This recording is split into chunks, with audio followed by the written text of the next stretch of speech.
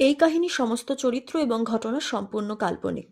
বাস্তবে জীবিত বা মৃত কোনো ব্যক্তি অথবা কোনো ঘটনার সাথে এর মিল থাকলে তা সম্পূর্ণ অনিচ্ছাকৃত এবং কাকতালীয়। ব্যবহৃত অপ্রাকৃত এবং অলৌকিক ঘটনাক্রম পরিবেশনার উপক্রম মাত্র। কুসংস্কারে বিশ্বাস করবেন না, কুসংস্কার ছড়াবেন না। নমস্কার, আপনারা শুনছেন 221B হ্যারিসন রোড। বাংলার ভূত, বাংলার ভয়, উল্টো পাল্টা গল্প নয়। আজ আপনারা শুনবেন অঙ্কিতা ঘোষের লেখা একটা হাড়হিম করা গ্রাম বাংলার ভূতের গল্প, রাত 11টার শিয়ালদা লোকাল। মায়ের চরিত্রে রয়েছে বর্ণালী, শঙ্কর জ্যাঠার ভূমিকায় সাগর কুমার পাঠক, প্রতিমার ভূমিকায় মধুরা, সুবিমলের ভূমিকায় সুমিতেন্দ্র, গল্প পাঠ এবং শঙ্কর জ্যাঠার ভূমিকায় আমি প্রত্যয়। তাহলে শুরু হচ্ছে আজকের গল্প, অঙ্কিতা ঘোষের লেখা রাত 11টার শিয়ালদা লোকাল।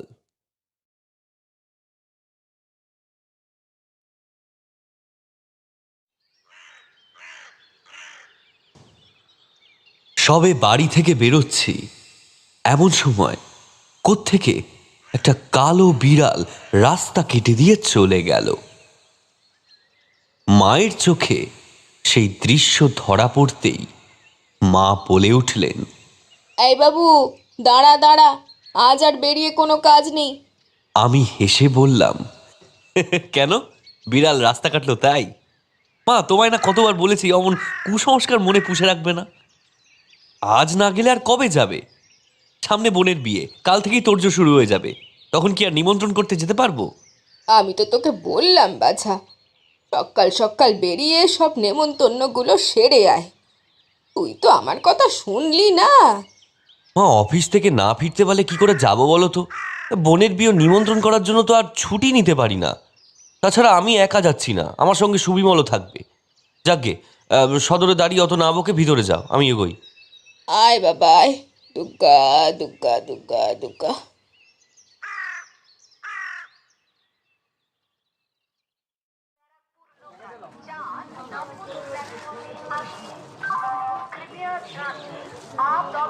আমার বাড়ি শিয়ালদহের কাছেই, তাই স্টেশন পৌঁছতে সময় লাগলো না। তবে সুবিমলের জন্য আমায় অপেক্ষা করতে হলো। সুবিমল সেন আমার পাড়াতুতো ভাই, আগে আমার পাড়াতেই থাকতো, কিন্তু খুব সম্প্রতি কেষ্টপুরে পরিবার সমেত শিফট করেছে।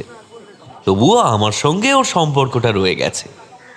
ছুটির দিনে আজও আমরা কফি হাউসে বসে আড্ডা দিই। পাড়ার সব ব্যাপারে সুবিমল এখনো রীতিমতো অ্যাক্টিভ। সুবিমল কলকাতারই একটা নামী কলেজের ছাত্র, তবে পড়াশোনার চেয়ে রাজনীতিতেই তার অধিক ঝোঁক। এই কথাটা সুবিমলকে বললেই সে খ্যাঁক করে উঠে বলতো, অমলদা, রাজনীতি করতে গেলেও বিস্তর পড়াশোনা করতে হয়। তোমরা ওসব বুঝবে না বলে এইসব নিয়ে হাসি ঠাট্টা করো, জানো তো। তবুও ওকে নিয়ে ঠাট্টা করতে আমার বেজায় ভালো লাগতো।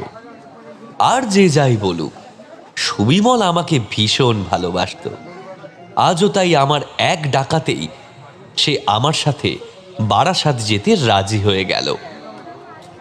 এই যে এতক্ষণে বাবুর দেখা পেলাম।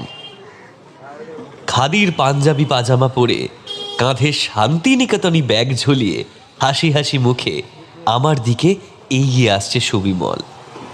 আমি হেসে বললাম, কিরে ভাই, এত দেরি হলো যে? সুবিমল কান ধরে অপরাধীর ন্যায় বলে উঠল, আজ নন্দনের দিকে একটা মিটিং ছিল, তাই লেট হয়ে গেল। ওই মিটিং মিছিলই করে যা তুই। যাক, চল চল, তাড়াতাড়ি চল, আর দেরি করলে কিন্তু ফিরতে ফিরতেও রাত হয়ে যাবে। টিকিট কেটে প্ল্যাটফর্মে পৌঁছে আর ট্রেনের জন্য অপেক্ষা করতে হলো না। ঘড়ি তখন জানান দিচ্ছে সন্ধ্যা 6:30। ট্রেনে তখন রীতিমতো ভিড়।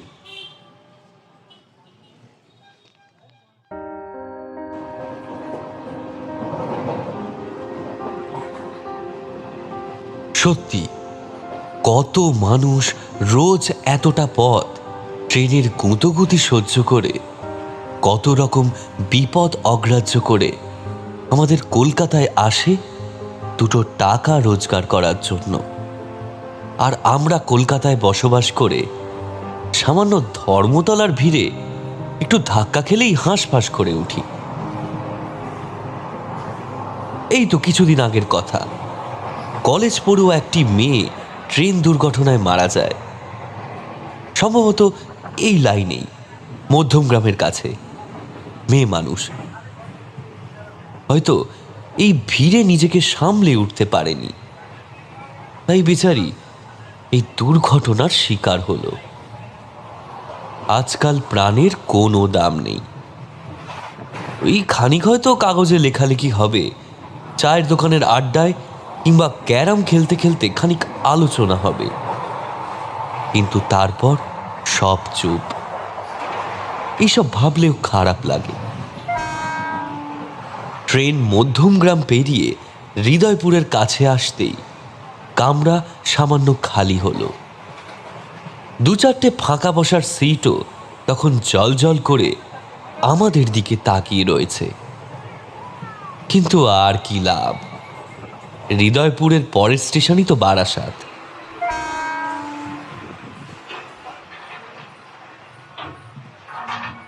বারাসাত প্ল্যাটফর্মে নেমে দেখলাম নিমেষেই মানুষের ভিড় হাওয়ার মতো এদিক ওদিক মিলিয়ে গেল।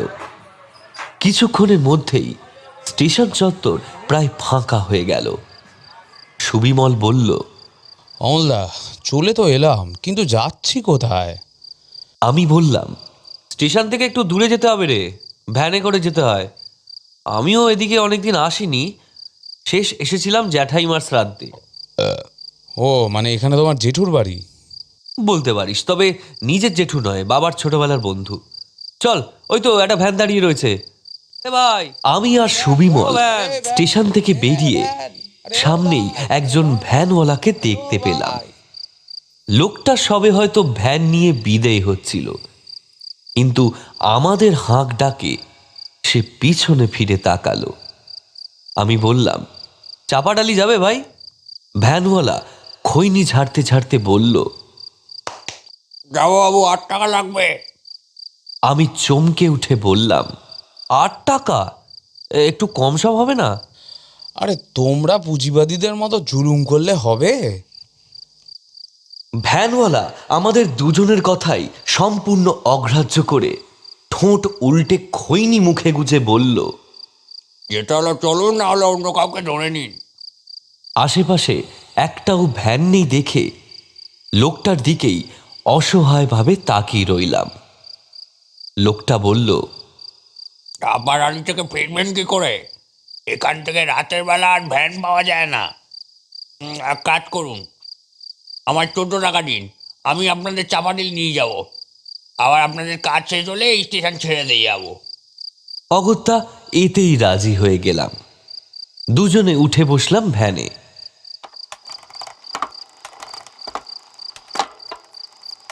ভ্যানওয়ালা ঢিকির ঢিকির করে এগিয়ে চলল। সুবিমল একটা সিগারেট ধরিয়ে নিয়ে বলল, অমলদা, যার বাড়ি যাচ্ছি তিনি কি সেখানে একাই থাকেন? না না, ওনার মেয়েও আছে। ও, তাই তুমি এরকমভাবে রাত বিরেতে তার বাড়ি ছুটছ? বুঝতে পেরেছি। রাজনীতি করি দাদা, আমায় অত সহজে বোকা বানাতে পারবে না। রাজনীতি করতে করতে মনটা জিলিপি হয়ে গেছে তোর। কিছুটা রাস্তা যাওয়ার পর ভ্যানওয়ালা বলল, এই যে বাবু, চলে এসেছি চাপাডালি মোড়। এখান থেকে কোথায় যেতে হবে? শঙ্কর মাস্টারের বাড়ি চেনো? মাস্টার মশাইকে কে না চেনে? আপনি কি ওনার বাড়ি যাবেন? হ্যাঁ। ভ্যানওয়ালা ডান দিকের একটা রাস্তা ধরে নিয়ে বলল, আপনারা বুঝি ওনার মেয়ের ব্যাপারটা শুনে এসছেন? কেন, ওনার মেয়ের কি হয়েছে? ওনার মেয়ে তো মারা গেছে। কি, মারা গেছে? কিভাবে? ইস, খুব ভালো ছিল মেয়েটা, জানেন। আমার বাড়ি তো রোজ স্টেশন যেত। শুনেছি কলকাতার কোনো কলেজ যেন পড়তো। কয়েকদিন আগে কলেজ থেকে ফেরার সময় মধ্যমগ্রামের কাছে ট্রেন থেকে পড়ে গিয়ে মরে যায়। ভ্যানওয়ালার কথা শুনে আমার মাথায় বাজ ভেঙে পড়ল। তার মানে মধ্যম গ্রামে যে অ্যাক্সিডেন্টের কথা আমি কাগজে পড়েছিলাম, সেই অ্যাক্সিডেন্টে প্রতিমার মৃত্যু হয়েছিল। আমার মনটা ভারী হয়ে গেল। সত্যি ওরকম দৃঢ় চিত্ত মেয়ে আমি আগে কখনো দেখিনি। আজও মনে পড়ে, বাবা সব সময় বলতেন যে উনি প্রতিমার মতো মেয়েকেই বৌমা করে আমাদের বাড়িতে আনবেন। কিন্তু ঘটনাচক্রে বাবা অনেক আগেই মারা যান। তার সেই ইচ্ছে সফল হয়নি এবং আর হবেও না।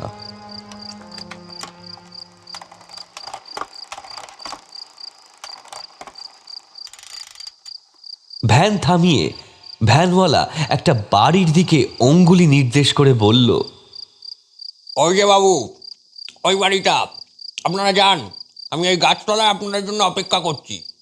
আমি ভ্যান থেকে নেমে দেখলাম সুবিমল এক দৃষ্টে রাস্তার দিকে তাকিয়ে যেন কোনো একটা গভীর চিন্তায় ডুবে রয়েছে। আমি ওর কাঁধ ঝাঁকিয়ে বললাম, আরে এই সুবিমল, কিরে নামবি না নাকি? হ্যাঁ হ্যাঁ, চলো চলো। আমার কথায় চমক ভাঙল সুবিমলের। আমরা এগিয়ে গেলাম শঙ্কর মাস্টারের ছিমছাম একতলা বাড়ির দিকে। খড়খড়ি দেওয়া জানালা দিয়ে বেরিয়ে আসছে সামান্য আলোর রেখা। বাড়ির ভিতরে সম্ভবত ছোট লণ্ঠন বা হ্যারিকেন জাতীয় কিছু একটা জ্বলছে। আমরা বাড়ির সামনে গিয়ে কড়া নাড়লাম। ভিতর থেকে সাথে সাথেই একজন বৃদ্ধের কণ্ঠ ভেসে এলো। আমি বললাম, আমি অমলেন্দু পাল। আগে আমি অসিত পালের ছেলে, কলকাতা থেকে এসেছি। দরজা খুললেন একজন বৃদ্ধ। ভদ্রলোককে দেখেই আমি চিনতে পারলাম, এই হলেন আমার বাবার ছোটবেলার বন্ধু শঙ্কর চৌধুরী। আমি পায়ে হাত দিয়ে প্রণাম করে জিজ্ঞাসা করলাম, চিনতে পারছেন জ্যাঠামশাই? জ্যাঠামশাই আমার দিকে ভ্রু কুঁচকে তাকিয়ে নিজের ঘোলাটে চশমা খুলে ভালো করে পরীক্ষা করে নিয়ে বললেন, হ্যাঁ বাবা, পারছি। আসলে আলোটা কম তো, তাই প্রথমে বুঝতে পারিনি। তা ইনি কে বাবা? জ্যাঠামশাই সুবিমলের দিকে তাকিয়ে প্রশ্নটা করেছিলেন। আমি বললাম, ও আমার বন্ধু সুবিমল। জ্যাঠামশাই আমাদের দুজনকে নিজের ঘরে নিয়ে গিয়ে দুটো বেতের মোড়া এগিয়ে দিলেন। আমরা বসলাম। জ্যাঠামশাই আমাদের সামনে একটা তক্তায় গিয়ে বসলেন। ঘরে টিমটিম করে একটা লম্ফ জ্বলছে। আসবাব বলতে একটা কাঠের তক্তা, দুটো মোড়া আর একটা আলমারি। চটা ওঠা দেওয়ালে একটা মা কালীর ফটোওয়ালা ক্যালেন্ডার ঝোলানো। তক্তার একপাশে জড়ো করে রাখা আছে মশারি। বালিশের কাছে একটা মোটা বই রয়েছে। তার এক জায়গায় একটা পেন্সিল ঢুকিয়ে রাখা দেখেই বোঝা যাচ্ছে আমাদের আসার পূর্বে ভদ্রলোক ওটা পড়েছিলেন। আমি আবার ব্যাগ থেকে বোনের বিয়ের কার্ড বের করে জ্যাঠামশাইয়ের হাতে দিয়ে বললাম, জ্যাঠামশাই, সামনের ফাল্গুনে বোনের বিয়ে, আপনি গেলে আমাদের খুব ভালো লাগবে। বুঝতেই পারছেন, বাবা তো রইলেন না, আপনার আশীর্বাদ পেলে আমাদের বাবার অভাবটা পূর্ণ হয়। জ্যাঠামশাই কার্ড হাতে নিয়ে খানিকক্ষণ চুপ করে সেটার দিকে তাকিয়ে রইলেন। তারপর বললেন, কোকির বিয়ের নিমন্ত্রণ পাচ্ছি, এ তো সৌভাগ্যের ব্যাপার বাবা। কিন্তু আমি যে যেতে পারবো না। হয়তো তুমি জানো না, আমার মেয়েটা যে আর নেই। আমি মাথা নিচু করে বললাম, হ্যাঁ, এই আসার সময় আজই জানলাম। জ্যাঠামশাইয়ের গলা কেঁপে উঠল। চোখের জল মুছে নিয়ে বললেন, স্ত্রীর মৃত্যুর পর ওই ওই এক মেয়েই ছিল আমার, কিন্তু কিন্তু ঈশ্বর ওকেও কেড়ে নিলেন। কত স্বপ্ন ছিল ওর, কত স্বপ্ন দেখেছিলাম আমিও। পড়াশুনো করে বড় উকিল হবে, গরিব মানুষদের সাহায্য করবে, সমাজে সমাজে দৃষ্টান্তমূলক কাজ করবে। কিন্তু জ্যাঠামশাই, কিন্তু সন্তানের মৃত্যু সান্ত্বনা দেওয়া কি সম্ভব? তাই কিছুক্ষণ আমি চুপ করে বসে রইলাম। সময় একটা মানুষের অভিজ্ঞতা ও চারিত্রিক দৃঢ়তাকে কতটা বাড়াতে পারে সেটা জ্যাঠামশাইকে দেখে বুঝলাম। আমরা যাতে অস্বস্তিতে না পড়ি তার জন্য এত বেদনাদায়ক প্রসঙ্গটা উঠে আসার পরেও যথাসম্ভব ওনার মনের সবটুকু জোর প্রয়োগ করে আমাদের সম্পূর্ণভাবে আপ্যায়ন করলেন। দেখতে দেখতে ওঠার সময় হয়ে এলো। আমরা উঠে পড়লাম, নইলে ওদিকে আবার দেরি হয়ে যাবে। জ্যাঠামশাইকে বললাম, আজ চলি জ্যাঠামশাই, বিয়েতে পারলে অবশ্যই আসবেন, তবে আপনাকে জোর করছি না। নিশ্চয়ই বাবা, পারলে যাব বই কি, কিন্তু মনে রাখবে, যেতে না পারলেও আমার আশীর্বাদ সব সময় তোমাদের সঙ্গে থাকবে। জ্যাঠামশাই, আমরা তাহলে এগোই। 11টার দিকে লাস্ট ট্রেনটা ধরতে হবে যে করেই হোক। সেটা ফেল করলে আবার ভোরের আগে কোনো ট্রেন পাবো না। আসি জ্যাঠামশাই, ভালো থাকবেন।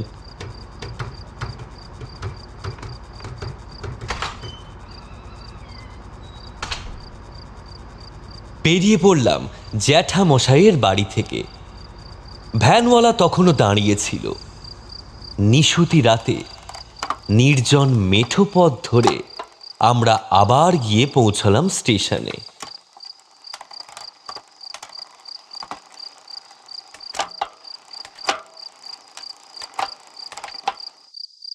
ভ্যানওয়ালা ভাড়া মিটিয়ে আমরা প্ল্যাটফর্মে এসে একটা বেঞ্চে বসতে দূরে দেখলাম একটা চায়ের গুমটি তখনও খোলা আছে। সেখানে মিটমিট করে লম্ফ জ্বলছে। আমরা বাদে প্ল্যাটফর্মে জনমানবের চিহ্ন মাত্র নেই। ঘড়িতে বলছে রাত 9টা বাজতে 10 মিনিট বাকি। সুবিমলকে বললাম, চল, এখনো মিনিট 10 হাতে আছে, 2 কাপ চা দিয়ে গলাটা ভেজাই।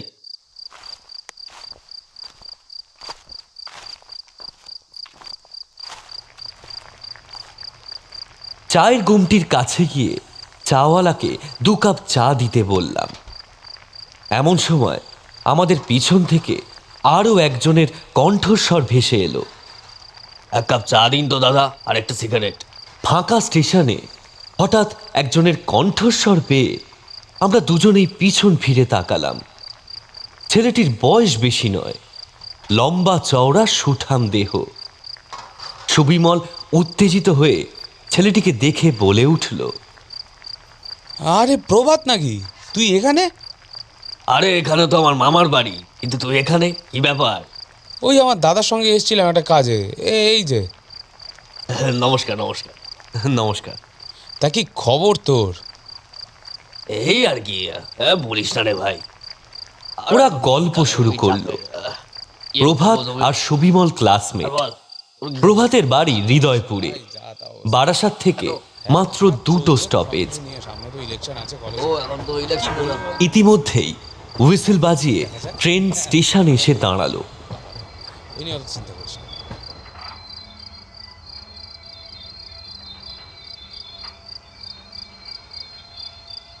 অনেক বারণ করা সত্ত্বেও প্রভাত আমাদের চা সিগারেটের টাকা নিজেই মিটিয়ে দিল। আমরা 3 জনে ট্রেনে উঠে বসলাম। কামরায় বেশি ভিড় নেই। আমি আর সুবিমল পাশাপাশি বসলাম এবং প্রভাত আমাদের নাক বরাবর সামনের সিটে।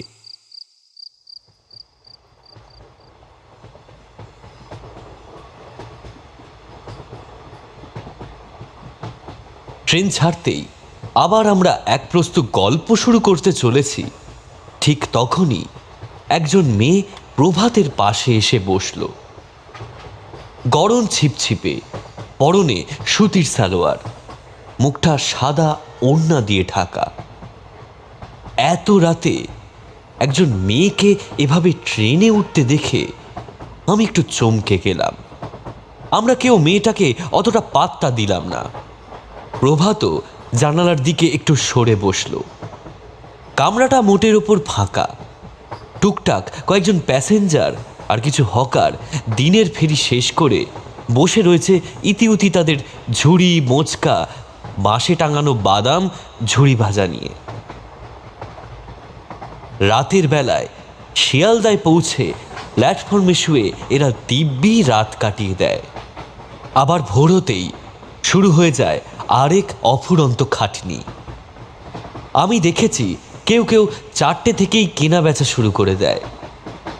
আনমনে এসব ভাবছি, এমন সময় প্রভাত ছেলেটা জানালা থেকে মুখ সরিয়ে নিয়ে বলল, আমার স্টপেজ এলো বলে উঠলাম দাদা, এলাম ভাই, হ্যাঁ হ্যাঁ, কাল কলেজে দেখা হবে।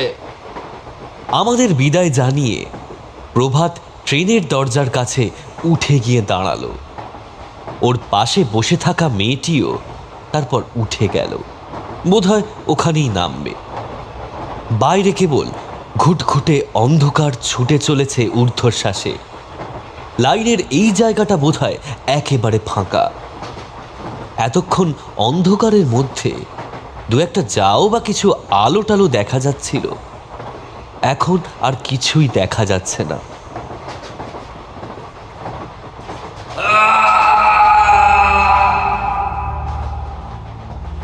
হঠাৎ পেছন দিকের একটা দরজার কাছ থেকে একটা চিৎকার ভেসে এলো।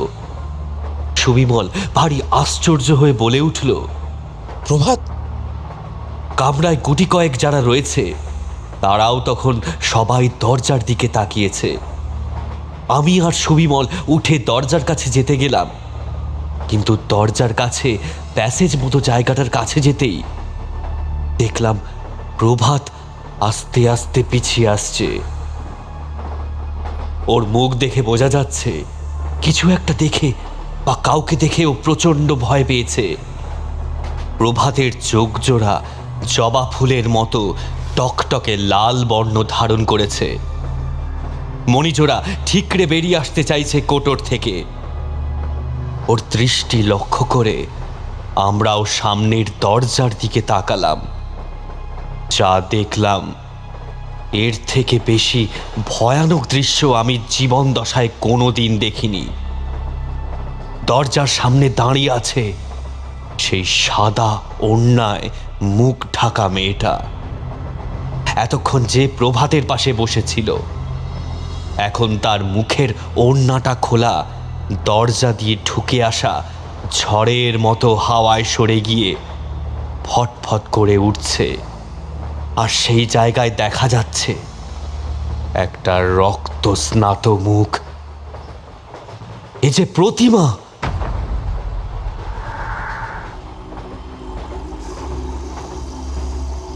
প্রতিমার সারা গায়ে ফুটে উঠেছে অজস্র ক্ষত, তার সর্বাঙ্গ হয়ে উঠেছে রক্তমাখা। ট্রেনে কাটা পড়া মানুষের কি যে ভয়ানক রূপ হতে পারে তা বলে বোঝাতে পারবো না। কামরা টিমটিমে ঘোলাটে হলদে আলোয় ওর ওই রূপ দেখে সবাই চিৎকার করে উঠল। পরিকিমরি করে যে যার মতো সরে গিয়ে ফাঁকা করে দিল জায়গাটা, কিন্তু সরে আসতে পারল না প্রভাত। কোনো মতে একটু একটু করে পিছিয়ে যেতে যেতে ও বলল,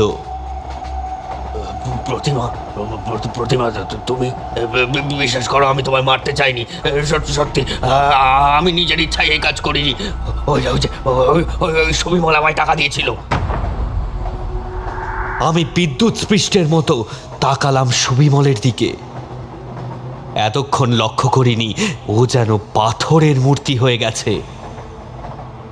এদিকে প্রভাত তখনও কাতরভাবে কাকুতি মিনতি করে যাচ্ছে। তোমায় ভিড় ট্রেনে ধাক্কা মারার জন্য আমার সুবিমল টাকা দিয়েছিল। আমার কোনো দোষ নেই, বিশ্বাস করো, আমার ছেড়ে দাও, আমায় ছেড়ে দাও।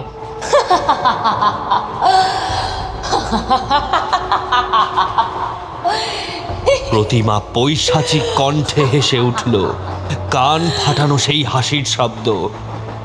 আমি তোকে ছাড়বো বলেই তো এসেছি রে। ঠিক যেমন সেদিন তুই ইচ্ছে করেই আমার হাতটা ছেড়ে দিয়েছিলি। প্রভাত পিছতে পিছতে উল্টো দিকের দরজার দিকে চলে যাচ্ছে। আর একটু হলেই ও ট্রেন থেকে পড়ে যেতে পারে। প্রতিমার ওই বিভৎস মূর্তিও এগিয়ে আসছে। প্যাসেজের দুমগুলো খালি চলছে আর নিভছে, চলছে আর নিভছে। আমি চিৎকার করে ওকে সতর্ক করতে যাচ্ছিলাম, কিন্তু সঙ্গে সঙ্গে প্রতিমা আমার দিকে তাকিয়ে নিজের আঙুল ঠোঁটে ঠেকালো।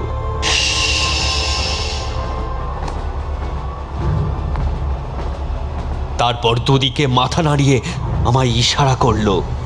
ভয়ে আমার গলা শুকিয়ে এলো। চোখের সামনে যা দেখলাম, প্রভাত পা হড়কে ট্রেন থেকে ঝুলে পড়েছে।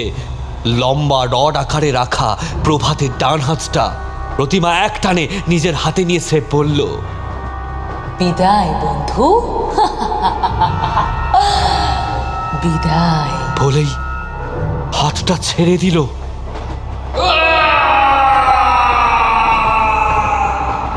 প্রভাতের মরণ আর্তনাদে ট্রেনের কামরাটা কেঁপে উঠল। সবাই আমরা হাত দিয়ে নিজেদের চোখ ঢেকে ফেললাম। কম্পার্টমেন্টের সব কটা লাইট একসাথে দপদপ করে উঠল। পরক্ষণেই চোখ মেলে তাকিয়ে দেখলাম দরজার কাছে কেউ নেই। প্রতিমার অপার্থিব শরীরটা উধাও হয়ে গেছে।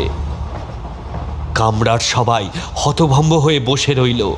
সবার মুখেই ভয়ের ছাপ স্পষ্ট। যা দেখল তা কি সত্যি না স্বপ্ন? একই স্বপ্ন, একই স্থানে, সবাই মিলে কি কখনো দেখা সম্ভব? সুবিমলের দিকে তাকিয়ে দেখলাম এতক্ষণে ও সিটে বসে পড়েছে। ওর দৃষ্টি স্থির, হাত পা তখনও ভয়ে কাঁপছে। মাথায় বিন্দু বিন্দু ঘাম দেখা দিয়েছে। ঘটনার অভিঘাত কাটিয়ে উঠে দু একটা কৌতূহলী চোখ মাঝে মাঝে উঁকি মেরে ওকে দেখার চেষ্টা করছে। প্রভাতের কথাগুলো অনেকেই শুনতে পেয়েছিল বোধহয়। আমি ওর পাশে বসে গলা নামিয়ে জিজ্ঞাসা করলাম, তুই প্রতিমাকে চিনিস? ও তো তোদের কলেজেই পড়তো নাকি? আমি জীবনেও ভাবিনি যে তুই একজনকে প্রাণে মারতে চাইবি। ছি! আমি প্রথমে ওকে মারতে চাইনি অমলদা। চুপ কর, এখন না। আমি ওকে থামিয়ে দিলাম। কয়েকটা স্টেশন পেরোতেই কামরা একেবারে খালি হয়ে গেল। অনেকে বোধহয় ভয়ের চোটে নেমে গেল। আমার ইশারায় এবার বলতে শুরু করলো সুবিমল।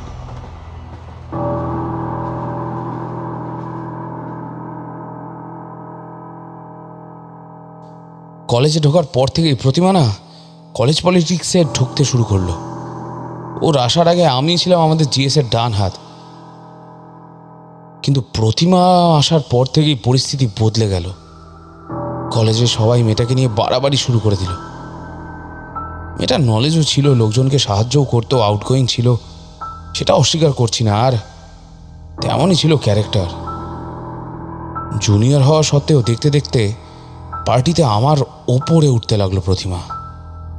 এই বছর কলেজ ইলেকশনসের আগে নতুন জিএস ক্যান্ডিডেটের জন্য আমরা দুজনেই পার্টি থেকে নমিনেশন পেলাম। আমাদের পার্টি জিতবে এটা জানতাম, আর হাওয়া যা বুঝলাম জিতলে ওই জিএস হবে, সোজা হিসেব। ও থাকলে আমি আর জিএস হতে পারবো না, আর পার্টিতেও আমি সেকেন্ড ইন কমান্ড হয়ে যাব। এটা কোনোদিন হতে পারে না। একটা মেয়ে দেবে বিপ্লবের নেতৃত্ব? হ্যাঁ, লেনিন, মাও, চে, কাস্ট্রো, ট্রটস্কি, স্ট্যালিন। 1917 থেকে আজ এই 87 অবধি সারা পৃথিবীতে এতগুলো দেশে আমাদের বিপ্লব হয়েছে। কোথাও কোনো একটা মেয়েকে ফোরফ্রন্টে এসে লিড করতে দেখেছো? বলতে পারবে চট করে কারোর নাম? পারবে না, কেউ পারবে না। সোভিয়েত বলো আর চায়না কোনোদিন কোনো পলিট ব্যুরোতে বা কোনো স্ট্যান্ডিং কমিটিতে একটা মহিলাকে দেখাতে পারবে যে শীর্ষে এসে নেতৃত্ব দিয়েছে? পারবে না অমলদা, পারবে না। হয় না, এইসব হয় না অমলদা। বাস্তবে রাস্তায় নেমে পার্টিটা করতে গেলে রিয়ালিটিটা বুঝতে হবে, সেইভাবেই কাজটা করতে হবে। তাই বলে তাই বলে তুই মেয়েটাকে মেরে ফেলবি? হ্যাঁ,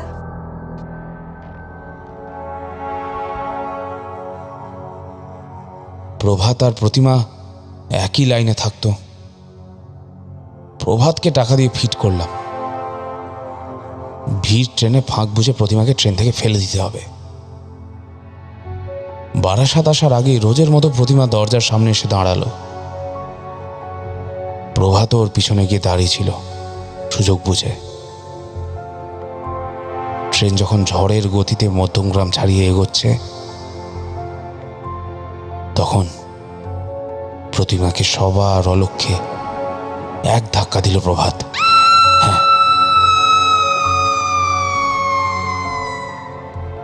প্রতিমা খামচে ধরেছিল প্রভাতের হাতটা, জানো তো। কিন্তু প্রভাত পাক্কা অভিনেতার মতো এমন ভাব করলো যেন প্রতিমার হাত ফসকে নিজেই ট্রেন থেকে পড়ে গেছে। তারপরে পরের স্টেশনে নেমে পড়ল প্রভাত। আমার পথের কাঁটা ততক্ষণ স্বর্গ লাভ করেছে। পরের দিন কলেজে এসে আমি আর প্রভাত কত নাটক করলাম, কি বলবো। কলেজে প্রতিমার ছবির সামনে দাঁড়িয়ে শ্রদ্ধা জ্ঞাপন করলাম, 1 মিনিট সাইলেন্স, মালা, ধূপ, সব কিছু। কিন্তু মনে মনে আমি তখন হাঁপ ছেড়ে বেঁচেছি। নিজের গলায় আটকানো কাঁটাটাকে যে এভাবে কোনোদিন উপড়ে ফেলতে পারবো তা আশা করিনি। যেমন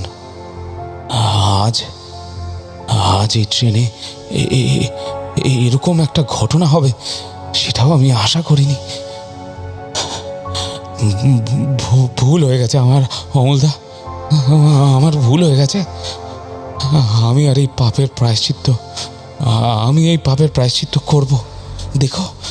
দেখো তুমি, আমি ঠিক এই পাপের প্রায়শ্চিত্ত করব। আমাকে জাস্ট একটা চান্স দাও, আমাকে একটা সুযোগ দাও অমলদা। আমার ভুল হয়ে গেছে, আমি আর কোনোদিন এরকম করব না।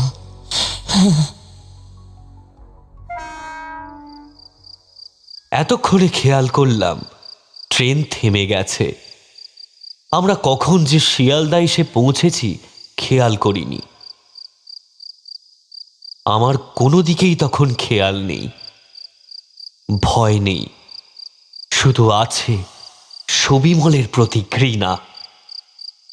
কাছের মানুষের উপর একবার ঘৃণা জন্মে গেলে তার চেয়ে তিক্ত অভিজ্ঞতা আর কিছু হয় না।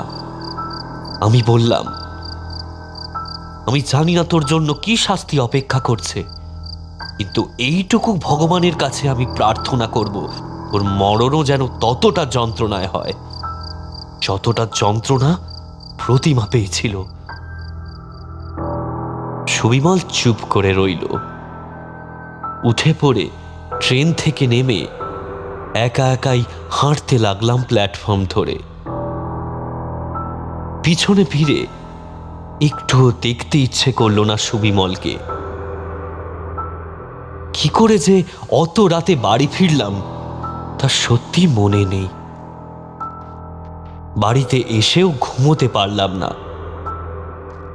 বারবার মনে পড়ছিল প্রতিমার ভয়ানক পরিণামের কথা। চোখের সামনে ভেসে উঠছিল প্রভাতের অস্বাভাবিক মৃত্যুর দৃশ্য, আর সব শেষে সুবিমলের স্বীকারোক্তি। সেই দিনের ঘটনা আমার বুকের ভিতরটা বরফের মতো জমিয়ে দিয়েছিল। আমি আর কোনো যোগাযোগ করিনি। একদিন হঠাৎই খবর পেলাম সুবিমল ট্রেনে কাটা পড়েছে। ব্যাপারটা আত্মহত্যা, খুন না অপঘাত তা জানা যায়নি। তবে সুবিমলের মৃত্যুও ঠিক মধ্যমগ্রাম ও হৃদয়পুরের মাঝে সেই রেল লাইনেই হয়েছে,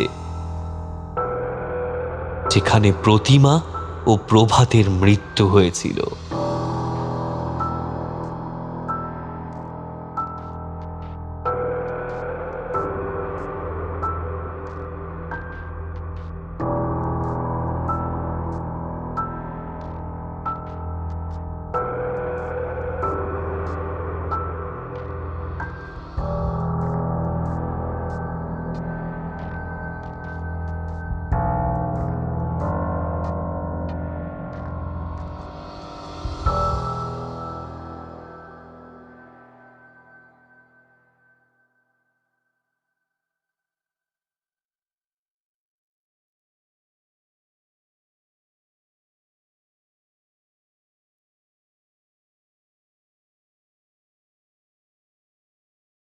আসুন বসুন, কেমন আছেন বলুন। Welcome to another session of গাবতলার আড্ডা উইথ সুমি। আজ আপনারা শুনলেন অঙ্কিতা ঘোষের লেখা রাত 11টার শেয়ালদা লোকাল। গল্পটা কেমন লাগলো কমেন্ট করে কিন্তু একেবারেই জানাতে ভুলবেন না। মূল চরিত্র এবং গল্পকথক আর ভ্যানওয়ালার ভূমিকায় ছিল প্রত্যয়। গল্পকথকের মায়ের চরিত্রে ছিল বর্ণালী, সুমিমলের চরিত্রে ছিলাম আমি সুমিতেন্দ্র, আর শঙ্কর জ্যাঠার পার্টটা অভিনয় করেছেন আমাদের অত্যন্ত প্রিয় এসকেপি মানে সাগর কুমার পাঠক, আর প্রমিতার চরিত্রে ছিল মধুরা। গল্পটা কেমন লাগলো, সবাই কীরকম অ্যাক্টিং করেছে, ওভারঅল ব্যাপারটা শুনতে কীরকম লাগলো ডেফিনেটলি কিন্তু কমেন্ট করে জানাবেন। তাহলে দেরি না করে চলে যাচ্ছি আজকে কমেন্ট সেকশনে। ও এক সেকেন্ড, একটা কথা বলি, মানে একটা ব্যাপারে আমি আর প্রত্যয় ভাবছিলাম। সেটা হচ্ছে আগের গল্পের আড্ডার সেশনে আমরা একটা হরার ইনসিডেন্ট পেয়েছিলাম। ক্রেজি গেমার বয় পাঠিয়েছিল সরস্বতী পুজোর ব্যাপারে। তা আমরা এখন থেকে একটা নতুন সেগমেন্ট শুরু করছি। সেই সেগমেন্টটা শুধু শর্টসে থাকবে। কনসেপ্টটা কি? কনসেপ্টটা হচ্ছে আপনাদের জন্য 221B হ্যারিসন রোডের শর্টস এর একটা নতুন শো, একটা নতুন সেগমেন্ট শুরু হচ্ছে, যেখানে আপনাদের পাঠানো গল্পগুলো, আপনাদের পাঠানো ভৌতিক গল্প, ভৌতিক অভিজ্ঞতা, এই সব জিনিসগুলো আমরা আলাদা করে তুলে ধরবো। আপনাদের পাঠানো কমেন্টসগুলো চিঠির মতো এসে জমা হবে আমাদের ডাক বাক্সে, আর সেই ডাক বাক্স থেকে আমরা একটা একটা করে ঘটনা আমাদের শর্টসে আলাদা করে সবার জন্য তুলে রাখবো। তাহলে আজকে থেকেই বা কালকে থেকেই একটা নতুন সেগমেন্ট, একটা শর্টস সেগমেন্ট শুরু হচ্ছে আমাদের 221B হ্যারিসন রোডের তালদিঘির ডাকবাক্স বা ডাকবাক্স। এখনও কিছুই ফাইনালাইজ করিনি, আপনাদের সাথেই ডিসকাস করছি, এই ভাবুন না। তা কালকে বা আজকে হয়তো প্রথম ইনসিডেন্টটা আমরা শর্টসে পোস্ট করব। তাহলে যাই এবার কমেন্ট সেকশনে, দেখি কে কী বলছে। আমাদের শ্রোতা বন্ধু মেহনাজ বলছে, আপনাদের এই রেগুলার গল্প আপলোড করার জন্য আমি কিন্তু আপনাদের কাছে অনেক কৃতজ্ঞ। লাস্ট 2 বছরে এরকম অনেক সময় গিয়েছে যে সপ্তাহে আমি অনেক পেশেন্স নিয়ে আপনাদের গল্পর আসার অপেক্ষা করতাম। এখন আর তা করতে হয় না। আপনাদের গল্পের কথা ভাবলেই নতুন গল্পের নোটিফিকেশন আমার কাছে চলে আসে। I know how hard you and your writers are working for it, and may God give you every success you deserve. দাদা, সত্যি বলতে এখন এই চ্যানেলটা আমার কাছে একটা ইমোশন। আমারও মনে থাকবে ক্লাস 9-10-এ অ্যাসাইনমেন্টস, হোমওয়ার্ক, ম্যাথস করতে করতে আমি আপনাদের গল্পগুলো শুনেছি। Thank you so much Mehnaz, তুমি তো অলমোস্ট আমার ছোটোবেলার কথাই মনে পড়ে দিলে। এই গল্প শোনার ব্যাপারটা শুরু হয়েছিল, মানে পরপর গল্প শুনে যাওয়া শুরু হয়েছিল যখন আমি ক্লাস 8 বা 9-এর দিকে, মানে that was back in the year 2009 or 10-এর কথা বলছি। সানডে সাসপেন্স দিয়ে আমার একবার জন্ডিস হয়ে গেছিলো। তখন সারাদিন শুয়ে থাকতে হতো, কী করব? মা বা বাবা একটু রেডিওটা চালিয়ে দিত, আমি শুয়ে শুয়ে গল্পগুলো শুনতাম একটার পর এক। তারপরে আমার একটা বন্ধু সুদীপ্ত বলে, ও আমাকে একটা, তখন ওই ফোনে ছোট্ট ছোটো মেমোরি কার্ডে আমরা সব গান ডাউনলোড করে ঘুরতাম, তো ও একটা মেমোরি কার্ডে করে আমাকে সব সানডে সাসপেন্সের গল্পগুলো কী করলো, ওর ফোনের যে রেডিও সেকশনটা ছিল, রেডিও মানে তখন তো অ্যাপ ছিল না, রেডিও বলে যেই জায়গাটা ছিল, সেইখানে সব গল্পগুলোকে রেকর্ড করা যেত, মানে সব রেডিওর পার্টগুলো রেকর্ড করা যেত। ওরকম রেকর্ড করে করে জমিয়েছিল আর আমাকে এসে দিয়েছিল প্রায় 30-40টা গল্প। আর আমি একটানা সেই গল্প রিপিটে শুনে যেতাম পর পর পর পর, এরকমভাবে শুনেছি। তারপরে অনলাইনে সেগুলো বুটলেগ করা হতো, আপলোড হতো, মানে অনেকে করতো, সেগুলো ডাউনলোড করতাম, শুনতাম। শুনতে তো হবেই যেইভাবেই হোক। এখন তো ইউটিউবে চলে এসছে, আর কোনো সমস্যাই হয় না। আমারও কিন্তু তোমার এই কমেন্টটা পড়ে সেই দিনগুলোর কথা মনে পড়ে গেল। খুব ভালো লাগলো, ভালো থেকো। আমাদের মেম্বার তারকনাথ দোলাই বলছে, দাদা আমি পূর্ব মেদিনীপুর জেলার পাঁশকুড়া থেকে বলছি, আপনাদের গল্প খুব খুব ভালো লাগে। এত সুন্দর সহজ ভাষায় গল্পগুলো খুব ভালো লাগে শুনতে। আমার জীবনের কিছু বাস্তব সত্য ঘটনা পরে কোনো একদিন শেয়ার করব আপনাদের সঙ্গে। ধন্যবাদ, সবাই ভালো থাকবেন। একদম শেয়ার করো, কমেন্ট সেকশনে সিম্পলভাবে লিখে দাও, একদম যেইভাবে তুমি ভাবো তোমার বন্ধুদেরকে বলছো, কারণ এখানে তোমার মতো বাকি সব শ্রোতারা তোমার বন্ধু এবং আমরাও তোমার বন্ধু। তো ভাবো আমরা সবাই মিলে বসে আড্ডা মারছি আর তুমি আমাদেরকে একটা ভূতের গল্প বলছো। এইভাবেই তোমার ঘটনাগুলোকে সিম্পলি কমেন্টসে লিখে দাও। আর কমেন্টসের ওপরে এবার থেকে যারা রিয়েল ইনসিডেন্টস পাঠাতে চাইছো, তারা কমেন্টসের ওপরে বড় বড় করে অল ক্যাপসে লিখে দেবে ডাক বাক্স, that is DAK space BAKSHOW। ঠিক আছে? তাহলে আমরা ইজিলি সেটা স্পট করতে পারবো আর তোমার কমেন্টটাকে তুলে রাখতে পারবো আমাদের এই শোগুলোর জন্য। শর্টসের শোটা তো বললামই যে তোমাদের ইনসিডেন্টগুলো নিয়েই একটা শো হবে। এটা কিন্তু তোমাদেরই লেখা, তোমাদের শো, এন্টায়ারলি সাবস্ক্রাইবারদের লেখা হবে। এর মধ্যে আমরা কিছু ইন্টারফেয়ার করব না। হ্যাঁ, একটু মডিফাই করে নেব যাতে বলতে সুবিধা হয়, সেগুলো আমরা করে নেব। বাট তোমরা তোমাদের লেখাগুলো পাঠাও, তোমাদের ক্রেডিটস দিয়ে, তোমাদের নাম দিয়েই প্রত্যেকটা শর্টসে সেগুলো এবার থেকে পাবলিশ করা হবে। আমাদের মেম্বার রাকেশ ঘোষ 3567 বলছে, শ্মশানেই সবশেষ পার্ট 2 সব থেকে বেস্ট, দারুণ গল্প। কম করে 20 বার শুনেছি ওই পার্টটা। লাস্টে যখন মাস্টারের সাথে তার দাদুর কথা হবে, ওই জায়গাটা উফ, নিজের দাদুর কথা মনে পড়ে যাচ্ছিল। যাই হোক দাদা, 221B হ্যারিসন রোডের খুব বড় ফ্যান আমি। 1 বছরের মধ্যে তোমাদের সবগুলো গল্প শুনে নিয়েছি। ড্রাইভ করতে করতে, জিম করতে করতে, কাজ করতে করতে তোমাদের গল্পগুলো শুনি। ওটা আমার কাছে একটা অক্সিজেনের মতো হয়ে গেছে। চালিয়ে যাও, পাশে আছি। Thank you Rakesh, thank you so much. খুব ভালো লাগলো যে তুমি আমাদের একটা ওই পার্টটা এনজয় করেছিলে। ওই পার্টটা লিখেছিলাম আমি নিজে, হট করে একটা হরার সিনের মধ্যে মাথায় এসেছিলো, ঢুকিয়ে দিয়েছিলাম এরকমভাবে। আর গল্পটা মোস্ট প্রবলি আমাকে মানে লিখেছিলাম আমরা দুজন মিলে, আমি আর সুকান্ত দাস। ওর অনেক গল্প আমাদের চ্যানেলে আছে, তোমরা ডেফিনেটলি শুনো। আর থ্যাংক ইউ সো মাচ আমাদেরকে এইভাবে সাপোর্ট করার জন্য। খুব ভালো লাগলো কমেন্টটা। আর তোমরা সবাই কি মনে করছো, তোমরা কিছু ও আর পরের কমেন্টে যাওয়ার আগে একটা কথা বলি। মানে আমি সবাইকে বলেছিলাম যে তোমরা কিছু দেখলে যে যাতে প্রাইভেসি নষ্ট না করে একটা চ্যাট রুম তৈরি করা যায়। আমি কিন্তু একটা খুঁজে পেয়েছি, আর সেটা হচ্ছে ডিসকর্ড, DISCORD। তোমরা যদি বলো তাহলে সেখানে কিন্তু আমরা একটা এরকম মেম্বার্সদের জন্য একটা আলাদা চ্যাট রুম আর সাবস্ক্রাইবার সবার জন্য একটা চ্যাট রুম ক্রিয়েট করতে পারি, ইফ ইউ ওয়ান্ট। চলে যাচ্ছি পরের কমেন্টে। হ্যালো, আমি আকাশ, আমার বাড়ি হাজারদুয়ারির কাছেই। দাদা, তোমাদের এই স্টোরি আমি অনেক দিন ধরে শুনি, তাও প্রায় 3 বছর ধরে। কিন্তু আমি শুধু ইউটিউবে গিয়ে 221B হ্যারিসন রোড সার্চ করে শুনি। কমেন্ট করা হয় না, কিছু মনে করো না দাদা। আমার গ্রামের নাম টিয়াডাঙ্গা। ওয়াও, খুব ভালো লাগলো। আমি একটু এক্ষুনি এটা নোট করব। আমাদের স্টেশনের নাম আজিমগঞ্জ। আচ্ছা, আজিমগঞ্জের কাছে একটা মানে একটা জায়গায় আমি গেছিলাম, বাড়িকোঠি বলে একটা জায়গা, খুব সুন্দর সেটা। তো আজিমগঞ্জ স্টেশন হচ্ছে মানে একদম বোধহয় ভাগীরথীর ওপারে, মানে এপারে হাজারদুয়ারি মুর্শিদাবাদ, ওপারেই বোধহয় আজিমগঞ্জ পড়ে, if I am not wrong, মানে ভুল হতেও পারে। আর আচ্ছা, going back to the comment, আর একটা কথা বলে রাখি, আর এই আজিমগঞ্জ নিয়ে তোমাদের একটা গল্প শুনেছি। আমি জানি না দাদা আমার এই কমেন্টটা তোমাদের কাছে পৌঁছবে কি না। যদি পৌঁছয় তাহলে আমি খুবই আনন্দিত হব। দাদা, পারলে আমার এই ছোট্ট গ্রামটা একবার ঘুরে যাও, আর আমার এই গ্রাম নিয়ে একটা গল্প লেখো। আর কিছু বললাম না। 221B হ্যারিসন রোড মানে এক আলাদা জগৎ, এক আলাদা মায়া। এই লাস্টের লাইনটা কিন্তু মারাত্মক লাগলো। মানে আমি কমেন্টের ব্যাপারে আরও বলছি, কিন্তু মানে এটা লিটারালি আমাদের একটা ট্যাগলাইন হয়ে যেতে পারে। এক আলাদা জগৎ, এক আলাদা মায়া। ফ্যান্টাস্টিক, খুব সুন্দর লাগলো। আর থ্যাংক ইউ, খুব ভালো লাগলো। আর তোমার গ্রামের নামটা স্পেশালি খুব সুন্দর। আমরা যদি পারি তাহলে ডেফিনেটলি যাব, সেটার জন্য একটু প্ল্যান প্রোগ্রাম করতে হবে। আর চেষ্টা করবো বর্ষাকাল বা শীতকালে যদি পারি তাহলে একবার গিয়ে তোমার গ্রাম থেকে ঘুরে আসার। আমি যাব, প্রত্যয় যাব, ডেফিনেটলি যাওয়ার চেষ্টা করব। তুমি আমাদের সাথে যোগাযোগ রেখো, এবং সেখানে গেলে তোমার সাথে কিভাবে যোগাযোগ করব সেটাও যদি জানাতে পারো খুব ভালো লাগবে।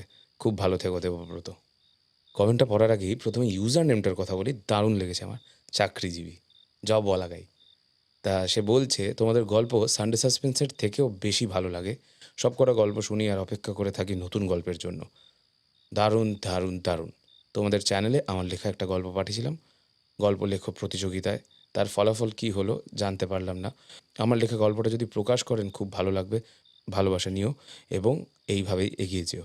অ্যাকচুয়ালি ব্যাপারটা বলছি কি হয়েছে চাকরিজীবী বাবু। প্রথমেই কম্পিটিশনের গল্পগুলো সাবমিট করার পরেই আমাদের যেহেতু ডেইলি প্রোডাকশনটা করে যেতে হচ্ছে, তারপরে ওইটা করা যায়নি কারণ আমার বিয়েটা ছিল জাস্ট লাস্ট ডিসেম্বর। আর তারপরে সব অথাররা বাকি সবাই এখন ব্যস্ত হয়ে পড়েছে বইমেলা নিয়ে। এখন বইমেলা চলছে, তার বইমেলাতে স্টল নাম্বার আপনাদের সবাইকে বলেছি, স্টল নাম্বার 628 কথোপকথন প্রোডাকশনসের স্টলে ডেফিনেটলি যদি বইমেলা যান তাহলে ভিজিট করবেন, এবং সেখানে গিয়ে লেখিকা দেবশ্রী ভট্টাচার্য এবং সাগর কুমার পাঠকের বইগুলো সংগ্রহ করতে কিন্তু একদম ভুলবেন না। আবার বলে দিচ্ছি, যারা যারা আজকে কালকে বইমেলা যাচ্ছেন তারা ডেফিনেটলি গিয়ে স্টল নাম্বার 628 ভিজিট করবেন। 7 নম্বর আর 9 নম্বর গেট দিয়ে ঢুকলে একদম কাছে পড়ে জায়গাটা। হ্যাঁ, ওকে, তাহলে চলে যাচ্ছি পরের কমেন্টে।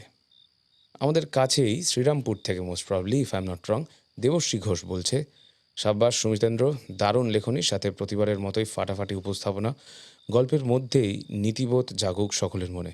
বাই দ্য ওয়ে, মাতাল অবস্থায় বিড়ি ধরানো আর পরিশেষে চাকলাদার বলার মুহূর্তগুলো জাস্ট অসাধারণ বস। শ্রীরামপুর থেকে দেবশ্রী। ও, এটা কমেন্টের শেষে লেখাই আছে, সরি বেশি পাকামো করে ফেললাম শুরুর দিকে, বাট থ্যাংক ইউ দেবশ্রী, খুব ভালো লাগলো তোমার কমেন্টটা পড়ে। চেষ্টা করছি মাঝে মধ্যে নিজে একটু লেখার, যাতে বেশি বেশি করে কন্টেন্ট তোমাদের জন্য আনতে পারি। চেষ্টা করছি, আশা করি যখন তোমাদের নতুন নতুন লিখছি এমনটা নয়, এর আগে লিখেছি, তালদিঘির প্রথম 2টো এপিসোড লিখেছিলাম, এই চ্যানেলের প্রথম গল্পটা আমি লিখেছিলাম। তো আমি লিখি, আমি আর প্রত্যয় বসে ডিসকাস করি এক একটা টপিক নিয়ে, তারপরে আমি ওটা লিখে ফেলি চট করে। তা ব্যাপারটা হচ্ছে যে এবার থেকে হয়তো আরও বেশি বেশি করে লেখার চেষ্টা করব তোমাদের জন্যই। তোমাদের আশীর্বাদ, তোমাদের ভালোবাসা, তোমাদের ক্রিটিসিজম পেলে এইভাবে আশা করি আরও এগিয়ে যাব। খুব ভালো থেকো। আমাদের মেম্বার নবনীতা বোস বলছে, শীতকালের সেই রাত গল্পটার সেকেন্ড পার্টের জন্য অপেক্ষায় রইলাম। এই কমেন্টটা যদিও একটু পুরনো, তবে গল্পটা চলে এসছে এবং আশা করি আপনি শুনেছেন। তারপরে moving on with the comment. আর টেলিগ্রামে আমার কোনো অসুবিধা নেই। আচ্ছা, একটা ছোট্ট ঘটনা শেয়ার করি। একবার দুর্গাপুজোর সময় আমি আমার বাবার সাথে কাকার বাড়ি গিয়েছিলাম। বেশ সন্ধে হয়ে গেছিল, আর কাকার বাড়িটা এমন জায়গায় ছিল যে সেইখানটাতে কোনো পুজো হতো না, তাই এলাকাটা বেশ অন্ধকার থাকতো। যখন আমরা সেখানে পৌঁছাই তখন দেখি বাড়িটাও কেমন নিঝুম। কয়েকবার ডাকাডাকির পর কেউ সাড়া না দেওয়ায় আমি আর বাবা মনে করে নিলাম বাড়িতে কেউ নেই। ফিরেই যাচ্ছিলাম, সেই মুহূর্তে ভেতর থেকে কে যেন বলে উঠল, ওরা কেউ বাড়ি নেই। গলাটা কোনো বয়স্কা মানুষের ছিল। এরকম বয়সের একমাত্র আমার কাকার শাশুড়ি ছাড়া আর কেউ তো ছিল না। আমাদের কেমন একটু সন্দেহ হলো, কিন্তু কেউ দরজা খুলল না দেখে বেশি মাথা না ঘামিয়ে আমি আর বাবা চলে এলাম। বাড়ি ফিরে দেখি আশ্চর্য, ওরাই তো আমাদের বাড়িতে এসে বসে আছে। কাকা কাকিমাকে জিজ্ঞাসা করায় যে ওদের বাড়িতে কে আছে, ওরা আশ্চর্য হয়ে বলল, কই কেউ তো নেই, দরজা তো লক করা। এই ব্যাপারটা আমি আমার বাবা আজও উদ্ধার করতে পারিনি। খুব সুন্দর লাগলো ইনসিডেন্টটা। এই ইনসিডেন্টটা পাঠিয়েছে নবনীতা বোস, আমাদের মেম্বার।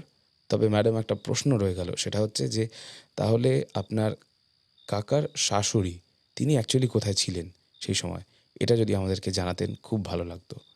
নবনীতা দির পাঠানো এই ছোট্ট ইনসিডেন্টটা চলে যাচ্ছে আমাদের নতুন শর্টস সেকশন ডাক বাক্সর ভেতরে।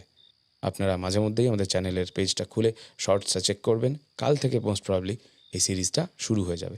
তারপর দেখবো কীরকম দিতে পারি, অ্যাটলিস্ট উইকে একটা তো দেবই। তাহলে আর দেরি না করে আজ ফটিকের দোকান থেকে উঠে পড়ি, একটু বাড়ি যেতে হবে তো। দেখা হচ্ছে খুব তাড়াতাড়ি। Till then, keep listening to 221B Harrison Road. বাংলার ভূত বাংলার ভয়, উল্টো পাল্টা গল্প নয়।